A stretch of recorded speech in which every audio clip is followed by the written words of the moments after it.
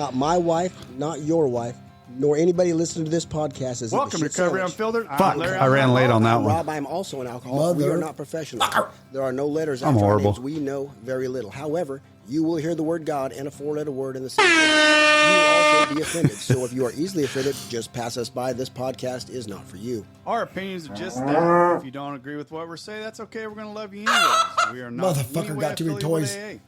So sit back, grab a beverage of your choice, and get ready. Let's go. That's my favorite one. Hi, Rob. How you doing, brother? Oh, I'm going to say one more thing. My sister said to tell you. What? Yes, motherfucker, she's got a step stool and it's tall enough to reach your head, so be Look careful. out. Look out. I love her. How's she doing? Doing all right. She's in a lot of pain right now. She's Really? in a lot of pain. We're just hoping this cadaver piece holds. Is she paying because Bonnie's there or paying because of the surgery? Just pain because of the surgery and all that. The only reason why I said that is because I know Bonnie's listening. I want her to be mad at me. No shit. I don't want her to be mad at you anymore. She's not usually mad at me. I can't remember the last time she was mad at me. She probably wouldn't have said anyway. Oh, I know the last time she was mad when I said I was a single man for the next 6 weeks. That's funny. That scared all of us though when you said that. Yeah. So welcome back, Thank you. We got Brandon with us. Brandon. I'm back. Hold on. Wait. There. Hey. Thank you. I'll stand up and bow. I got my toy working again. Katie Okay. hates when I use that thing. Well, so Larry had a topic where Brandon, you had said something when Gabe spoke at the meeting. I said, "Who's your sponsor? Who you're working with?" You said when he shared it, you realized he needed you, Yeah. and that gave you purpose. It did. Another A sense of feeling. of purpose. Yeah. Yeah. He needed somebody. What did he share? I mean, He had a rough couple days, and He was struggling. Yeah, he was struggling. He was mad. He spent an hour and a half before the meeting looking for his wallet, couldn't find it, and his girlfriend told him, "You don't need your wallet. You're just going to an AA meeting." And he's like, "Yeah, you're right." And then he got in the car, and there was his wallet. I could totally relate with that. Yeah. I thought, dude, you should have called me. We could have helped each other, because I've been dealing with that too. But you know what? That's what sponsorship is right there. Yeah. Right? You know, I want to read something because we are going to talk about sponsorship. So, and yes, Larry's reading again. An AA sponsor is a member of Alcoholics Anonymous who helps newer members stay sober. Sponsors are a key part of AA recovery program. What does an AA sponsor do? Provide support. Sponsors encourage and support to newcomers or sponsees in working the 12-step program. Sponsors share their experience of AA to help the sponsee. Sponsors answers questions about AA. Sponsors provide a sympathetic friend who cares and can be confided in. So, I mean, it's so very crucial on what, you know, when I first got sober and I walked into Primary Purpose, I felt home, right? I felt home in a crowd of people. I've never felt comfortable ever walking into a room. And I've never felt, you know, I was always uncomfortable when I had to speak in front of a large group of people, but I was uncomfortable that I had to speak, but wasn't uncomfortable that I had to speak. I was uncomfortable being around a bunch of people. That was the first time I'd walked in a group of people where I thought I just fit in, right? Yeah. Because in my mind, as I walked in, we're all just a bunch of drunks. I knew that, right? We were all alike. And then I met my sponsor. And when I met him, very gracious, loving human being. As I started walking through the steps with him, right away, I felt that there wasn't the connection that I thought I was going to have, that I'd heard about as that sponsor-sponsee relationship. I just didn't feel it. There may have been the big age gap. I don't know what it was. It just wasn't comfortable. And I've said this before, and then Rob, I don't know, a few weeks into it, comes walking into the room. I didn't even know who this man was, but whatever he had, I fucking wanted it. Yeah. And then he sat behind me and I heard him speak, and I'm like, this motherfucker he ain't leaving here without me grabbing a hold of him. Yeah. Right. And I knew that, right? That, and when I grabbed him and he told me, yeah, I'll sponsor you, and these are the 4 things, right? And he gave me his rules. I'm like, I have no fucking problem. Can we start right now? You know, I was wanting it that bad. And that's usually the men God brings to me, right, are ready for that. Because I do the way the old timers do them. As Brandon knows, you both know. Let's go, because we need relief. We need that. And but I had to have that, but I can't give that. You know what I mean? Does that make sense? Yes. I mean, I think some people are going to be great sponsors. Yeah. You know, Rob is a textbook sponsor. No, I'm not textbook. Well, according to today's AA, I'm anything from fucking textbook according to today's AA. Sorry. Why don't you shut your phone off, you motherfucker? God off. damn it. Please silence your phones. Please silence your phones. But you are to me because you do it the way that book says. That's what To I the best mean of by my your. ability. Yeah. You do it by that text, and the ones that don't do it by the text are not doing justice to the men in AA or the women of AA. Right? Yeah. That book is successful for a reason. That book is successful because Dr. Bob and Bill W. wrote that book. They wrote that book in the way it works, right? And you know what's funny is I got something else that I wrote down. And so I read this morning, did some reading because I was going to do some research. And here's another thing I came up with. I love this part right here. Sponsorship and meetings are not specifically outlined as a must in the book. However, the date used to establish the founding of AA is not when Bill W. had his last drink. It is a day Bill W. sat across from Dr. Bob at an Akron kitchen table. Bill was there on a business trip he had attended at Oxford Group meeting and told his story and said he was worried that he might drink. They told him about a member, the town doctor, who was also the town drunk. Despite wanting desperately to stop drinking, nothing seemed to help.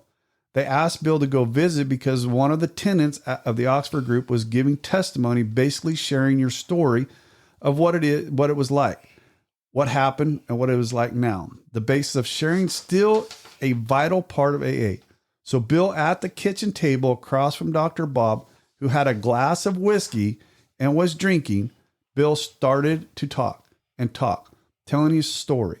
Sometime during the marathon, Dr. Bob stopped drinking. He believed that Bill was telling the truth and that maybe he could also get sober. That was when AA was founded. That it is also the first sponsorship. So June 10th, 1935 is the birth of AA. That's Dr. Bob's first day of permanent sobriety. So yeah, because this is so important. So we're going to do this on page, because the word sponsor is not in the first 164. You're absolutely right. You know why that is? Does anybody know why? I'm going to tell you why. Well, I'm just going to go on page 163. It says, though you be but one man with this book in your hand, we believe it contains all you will need for sobriety. You know, so that's how when Bill wrote this, because there was one fellowship in Akron, that's when I got started. Then there was New York. But when they wrote this, and it was published in 1939, which was 4 years after Bill and Bob got sober. Bill got sober in December 34. Bob, June 10th, 1935. Then there was 4 years of Cowboys and Indians as a, Then this book went out, and say Brandon's wife got it to him, or we went and found it on a bookshelf out here in California. That's the way it was intended, just like our brother John did it. Right. You grab this book, you do the best of your ability, and then the forward of the first edition says, we shall be interested to hear from those who are getting results from this book, particularly from those who have commenced work with other alcoholics. So that's his intention of this. Right. That's why sponsorship's not in there. There's what you work the book, then you go become what they call a sponsor. Spread it. Right. Yeah. So that's why the word sponsor is not in the big book, because in the first 164, because they weren't there. That's not the intention of Bill. That's why the language you hear, and as you know, and when you read it like that, when you read how it works, chapter 5, you see his language next, launched out, vigorous action. You know, the next, he doesn't give you time. Go, go, go. That's the purpose. You know, and I think the reason why this topic came up to me yesterday is because when I was sitting there looking at Gabe and watching him in his pain, and he was in pain, right? I mean, I saw it. Oh yeah. Anybody in that room saw his pain, right? And then he sat there and said, I wanted to call my sponsor, but I didn't want to bother him. I wanted to reach up and punch him right square in the fucking mouth. I'm like, why would you do that? Two reasons why it upset me, right? One, why would you sit there and suffer? It's something we just talked about last week, right? Why do you sit there and suffer in your own waller? Why do that? Don't do that. That is the worst thing an alcoholic can do. It's dangerous. Is sit there and just stew in your own shit. Yep. Don't do that. The other thing was, why would you be so fucking selfish as to take away from your sponsor, giving him the opportunity to work with another human being? To be of service to a brother. To be of service. Yeah. Because you needed it. Oh, yeah. It definitely would have helped both of us. Yeah, because we were going through the same thing. Somebody asked me the other day at primary, Dawson asked me, hey, I hear you're sponsoring somebody. I said, yeah. He goes, how's he doing? I go, probably better than me. And then the next day that happened. And I was like, oh, we're doing the same. That's so funny, though. That's one man helping another man. That's what this fucking book is about. Yep. That's what this is about. It doesn't matter. And somebody said yesterday that one guy had 10 days and the other guy had 19 days. Doesn't mean that you guys, tell him how you got to 19 days, right? Tell him how you got there. That's one man helping another human being. It's that simple. It's that simple. I am fucking horrible at one-on-one. I can't do it. I've tried to do it. I've tried it 2 or 3 different times now. And because I demand so much from other people. Now, if I had somebody that came in and was ready to go hard at it, I probably would do it, right? But I haven't had that. God has not put that in me. God has not put that in front of me.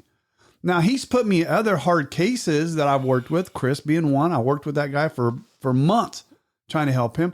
Who knows where he's at now? He may be dead. I have no idea. I guarantee you he ain't sober.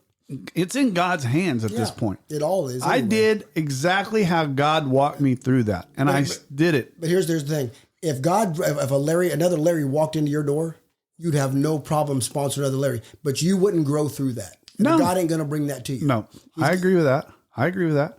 I've had a Larry walk in. I've had a Brandon walk in. I've had and as you navigate, I don't think there's another Larry out there. Praise God. Damn it.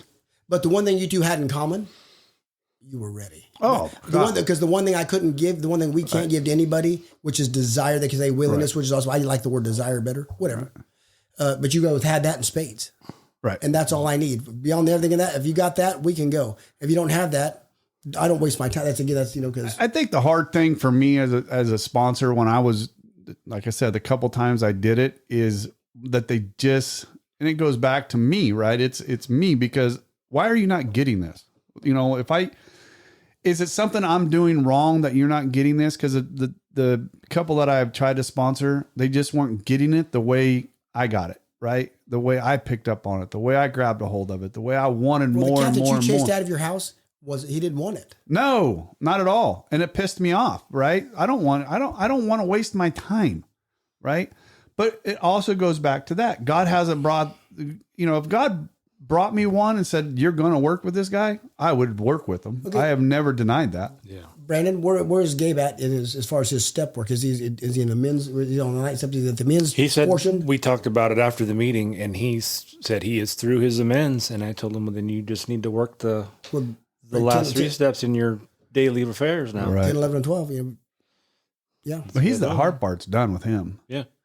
He's doing good. Well, yeah, he's doing good. And by the time the meeting was over, he was a different person. Was he? Because he got it out. Yeah, he had to talk. Oh, yeah. And then we talked for a few minutes afterwards, me, him, and Doug. And all three of, Doug was fine already, but me and Gabe felt better.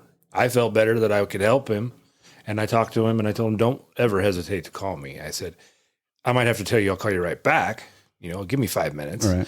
But I'll never not, take your call. And if you're upset or whatever, call me, because I'm probably upset too. And we can get through this together. That's that one man working with another man together. And it for me, like I said, I've never sponsored. Well, I can't say that I have, but it just been, they've failed, but I've never had another. I'm not going to go up to somebody, say, do you need a sponsor? I'm going to sponsor you. I just can't do that. I don't believe that's the right way to do it anyway, but that's good. The way I was approached with a situation, I think, a few days ago. I was at primary, and this 2 guys came in late, and one guy had been there before, needed a sponsor, and he brought his buddy that had never been to a meeting. And I talked to both of them afterwards, and I was telling them, I said, look, if you really want this, you need to get a sponsor and work the steps. I'm telling you, it'll make a huge difference in your life.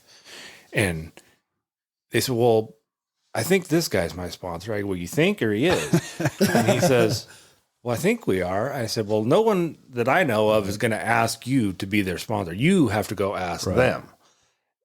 And I just kind of left it. I looked at them both in the eyes like, this is how it works. You have to ask us, and then we'll be more than happy to help you, but we're not going to come out there and ask you. Mm-mm. And I told the guy that had never been to a meeting before, I said, look, I'm willing to be a sponsor. I said, but you have to take the step and exactly right. Because it is a step. Be willing to do that. Right. Well, that's admitting you got a problem. And then they were going to dinner after, and I wasn't going.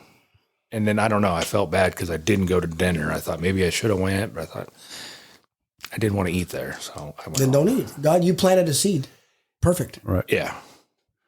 Perfect. So, the guy that was speaking yesterday, who was awesome, that Pat brought a guy in by the name of Travis. yeah, he was good. And I liked what he said. He goes, I talked to my sponsor, and he knows he's my sponsor because I tell him he's my Yeah, sponsor. that was a good way to start that. That was funny. Yeah. What did I hear a while back? That my home group knows I'm their home group because I go to my home group. Yeah. I mean, and it's that way. I mean, I no longer have a sponsor, right? These guys that have been in the you talk to some of these guys 20, 30 years in AA, and they say, well, I talked to my sponsor the other day. I talked to my sponsor. I don't ever say I talked to my sponsor.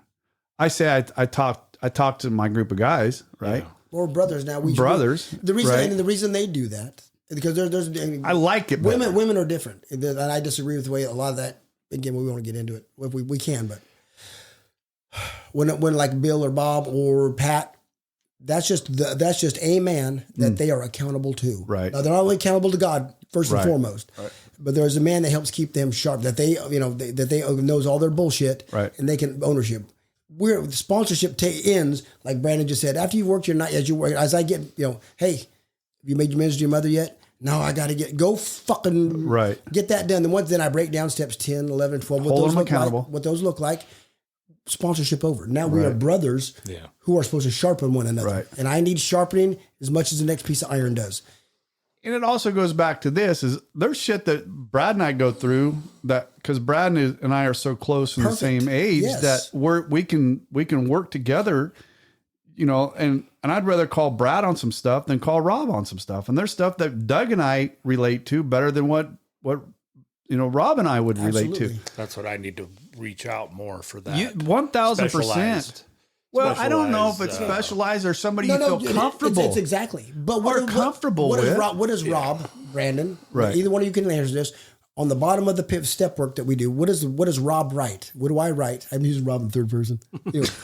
What does Rob write on the bottom of each of those papers? What I don't fucking know. How free do you want to be? Thank you. You know, good motherfucker. He does. I don't remember that shit. How free do you want to be? And that's a question. It doesn't just and that's a true fact. That doesn't end at step work. That ends in life. Brandon, how free do you want to be? Call Daryl up if gives you guys that you have whatever you have that something in common or so and so's already been through this. If I lose a child, me and Matt are close anyway. That kind of because me and Jason are brother. Get that. Yeah. How free do you want to be? I don't want to stew in my own shit. And that's the reason why I say that opening up, talking to Katie, I'll talk to my daughters if I need to. There's something that one of my daughters can help me with or talk about. I'll talk to one of my daughters about it. I don't really give a shit. My son-in-laws, I talk to them about a lot of shit, right? I can't keep that shit in my head. I need a person to speak to. And usually for me, 99.8%, it's going to be a man because I are one. Yeah. And you guys can relate better. That's why I prefer men's meetings. That's why I are one. I are one. I are a man. Fucking guy. Just not a tall one, but I'm fucking badass. Anyway, I think I wanted to hit on the sponsorship, like I said, is only because of what I heard. We could do a deep dive into that. We could, but what you said was a key point, and I've told Matt this, and I've told Brandon this because Brandon goes, last time I called you guys, the 3 times it was like 4 a.m. I didn't have to be at work till 6 for one, and I woke him up, and then I felt bad. But don't. Yeah, but you can't feel that way. That's what he took that job on but like you said, sponsorship's over. I've been through the steps. No. My sponsor, no. His sponsorship will never end with me. He'll always be that person that is my sponsor, right? When shit gets real sideways. Brandon, answer this one. Let's see if you can get this motherfucker right, since he's on top of it. What else do I tell you about this phone? Call me. How many? What is my timeline for as far as calling me? If shit's in the fan, when can you call me? When can you not? I don't know. I don't think you've ever told me not to call you at a certain time. Middle of the night, I don't give a shit. I don't. That's why it's on. And I've said that to everybody. What pisses me off, what you had said about Gabe, Matt has done this quite a bit. And Matt, if you're listening to this, we've talked about it. He'll call me in the morning when he was going to work. Hey, Robert, we'll talk about, maybe a 15-minute conversation of what he went through that night. Right. And I said, you motherfucker. And I told him, you're a motherfucker. Right. Paused. I go, you could have called me at midnight when this was going on. We could have had this 15-minute call. Now you feel, Rob, thanks. I feel so much better. Yeah. We could have went back to sleep and not ruined. Brandon ruined a whole weekend. Yeah, squandered that time. Yeah. Fuck, time is precious, man. 1-1. Call me.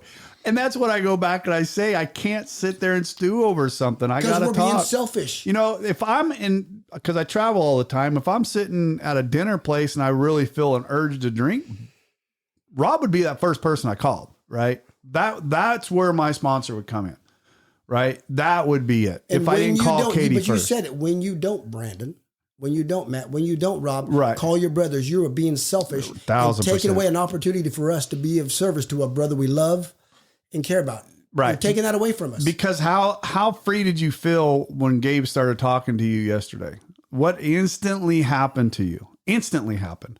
Oh, I felt. You didn't think about yourself. No, you're right. You did not think about yourself one bit. No. How can yourself. I help him? Yeah. How can I get him through this? The minute I turned around and I saw that pain, and because I heard it, he's sitting right behind me, right? Yeah. And I heard it in his voice. And as soon as I heard it, I had to turn around and look at him. And then I saw the pain and I'm like, I just wanted to grab him and take all that pain away from him. But I mean, I'm just letting him get it out because I knew if I interrupted, right, it was going to take away what he needed. And I just let him vent. And he literally was not on topic. He wasn't, and not a man in that room gave a shit, right? Every man in that room was just letting him have it all out. Because that's the topic. Oh, yes. At that point, it was the topic, right? Mm-hmm. And every man in that room has been there. We've all felt it. Or is there, are working through it. Or headed there. That's where I say we don't have one sponsor. We have that man that got us through the steps because we don't do that in a committee, right? We don't do our steps in a committee. My chicken died and not everybody needs to fucking know that. But we stay sober in a committee. You know what I mean? And again, I didn't have this. No. Where you guys are at, I had an 80-year-old male, well, actually he was 70 at the time, and I didn't have that. And I wasn't calling him. And we all know who it is. And I love him with all my heart. However, so I suffered in silence a lot in early sobriety. I was grinding. By God's grace and His grace only did I make it. But we got a gift. You guys have a gift. Use that motherfucker. We got a body. This is what I say all the time. I preached this when I was just at Maynard yesterday. I preached it and I preached it and I preached it. And when he says preach, Brandon, he fucking preaches. I do because I sat right there and I told him, I said, I'll be there for the next sermon. I said, you guys, I made them all stand up. I told everybody to stand up. So everybody stood up. Yeah. And when they stood up, I said, now everybody but one sit down because there was exactly 11 people in that room. I said, now everybody but one of you sit down. I said, that's how many people are going to stay sober out of this entire group is that one person, unless you guys stick together. If the mathematics are sound, that's exactly right. And I said, you guys, unless you get yourself involved in a group, sponsorship, you have a plan. And I went back on something you told me, Rod, last time you spoke up there. I said, and a plan is not getting your job back. A plan is not getting your wife back. A plan is not figuring out how to get out of jail or stay out of jail. That's not a fucking plan. You leave here, you better have a plan on how to stay sober, right? That's the plan you better have. The rest of that shit, it's going to come in. It's contingent on that first plan. Correct. Because if you go back out and start drinking again, all that shit's going to happen anyways. It's going to go away. It's going to be gone. Unless you have a plan to stay sober, you ain't got a plan. Because all you're going to do is go out and come right back in. We should get Brandon up there to speak. There is so many people in there that it was their second or third or fourth time. And that just breaks me because every time you ask them, what did you not do? I didn't stay involved. I mean, it's just that, and I don't even need to hear the answer. We know it. I don't even need to hear the fucking answer. Basically, but the answer is basically, I try to do it my own way. The one guy said, I did it for my kids the first time. Then I did it for my wife the second time. This time I'm doing it for me. And I go, does that mean you're going to stay sober this time? Yep. What are you going to do? What's your plan? Well, when I get what out is here, your I'm plan? going to go back to work and get my job. And you hear that shit. You don't hear, I'm going to get a sponsor. I'm going to work these fucking steps to the best of my ability. You don't hear that. There was one guy that was his third time, and he said when I walked in, he was literally sitting at the table there, and he was working in the book. And I ended up talking with him for a little bit, and he said it was his third time. And I asked him the same question, and he goes, I go, what's different this time? He goes, well, this time I'm working the steps. I'm like, good for you. And Brandon did that. He talks about his going in and out, and then doing it on his own. Right. I went to rehab twice, but there were 30 years in between. Yeah. Really? Oh, yeah. We did talk about that. Yeah, I went to rehab when I was 17, then 47. Right. I got sober at 49. Anyways, I wanted to step on that a little bit. We say sponsor on the show a lot, we say it, but I don't think we've actually really dug into it a lot. We need to dig into it. I think we need to get into it a little bit further. I am going to ask, and I didn't last time, if you're needing some help or know somebody that needs help, reach out to us. It's at recoveryunfilteredpodcast@gmail.com. Reach out to us. We have had a few people, but you know what? I love the comments that come back into us. Great job, but I know there's people listening that need help. That disagree with us and want to argue. I'll give you Rob's cell phone number for that one. I don't like to argue. I love that. Not argue, but disagree. I mean, I want to hear that because debate. I mean, not debate, but iron sharpens iron. Right. I'm a dull motherfucker, so sharpen me up. I mean, I may or may not listen to those comments, but if you disagree, let's have them. Brandon, how you feeling? I feel pretty good. Yeah. Yeah, it's been a good day. I just got to keep this good thing rolling. But that's contingent on you, right? Yeah. A lot of it is. Life's going to happen. I'll disagree with you on that. 1,000% contingent on us. We are as happy as we choose to be. Right. Right. Choice. Yeah, it's. I can control my attitude and my effort. Other than that, it's a crapshoot. And your actions. Attitude and effort. Okay. I still say actions because your actions could do a lot. Your actions is sitting there. Effort is action. Okay. But if you're sitting there with your hat down over your eyes and your arms crossed, you are being a negative Nancy. Yeah. And that is fucking, and you might as well be drunk. Right. Yeah, might as well. And reach out to somebody, reach out to a sponsor, reach out to somebody when you get like that. Do not let stuff dwell on you. That's what sponsorship is for. That's what Brotherhood is for. And I thank you, Rob. I was just getting ready to say that because if you don't have a group, find a group, get a couple people out of your AA meetings. Start your own group. Ask God. Start a group. Get outside of AA. And if the sponsor you have isn't working for you, get another one. Fire that motherfucker. And if he's got a problem with it, he'll pray for you. Experience. Fire that prick. Yeah. And I said that the other night up there at Maynard's too. I'm like, if you don't like the sponsor you have, fire that prick. And get another one. Get another one. Right? You're free. Not married.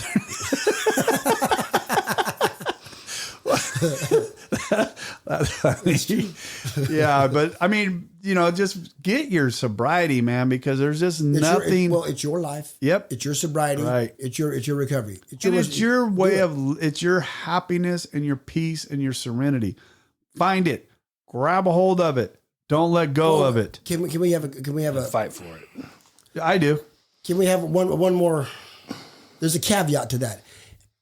If your sponsor, if you're it's a big word. If you want to, it's only like seven letters. Anyway, if you want to fire your sponsor, I mean, if he's not working for you, which means if he's holding you accountable, if he's trying to make you do the work, that's not a reason to fire him. No. If you can't get, if he's not, you know what I mean. No, you're 1,000% correct. But that if you've person met with your sponsor 3 times and you haven't talked about step work yet, get rid of that's him. not the right guy. Right. You're right.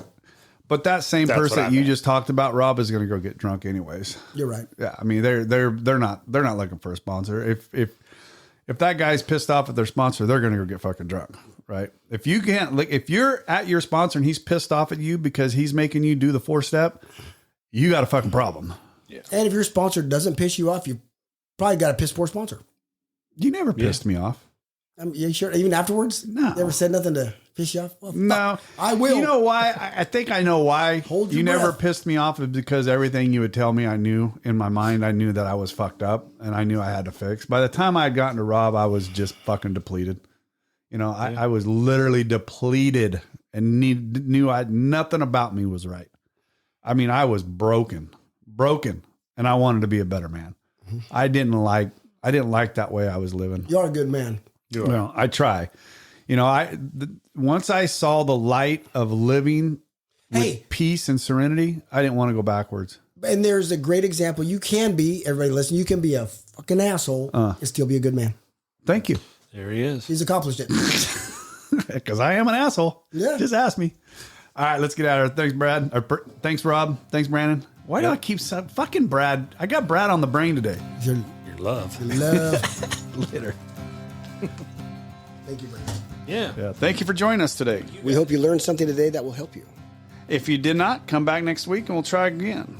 If you like what we heard, give us a 5-star review. If you don't like what you heard, kiss my... You can't say that, can you? Anyway, if you don't like what you heard, go ahead and tell us that too. We'll see what we can improve. We probably won't change nothing, but do it anyway. Hey, thanks, Rob. Come back next week and hopefully something will be different and something will sink in. This has been Recovery Unfiltered.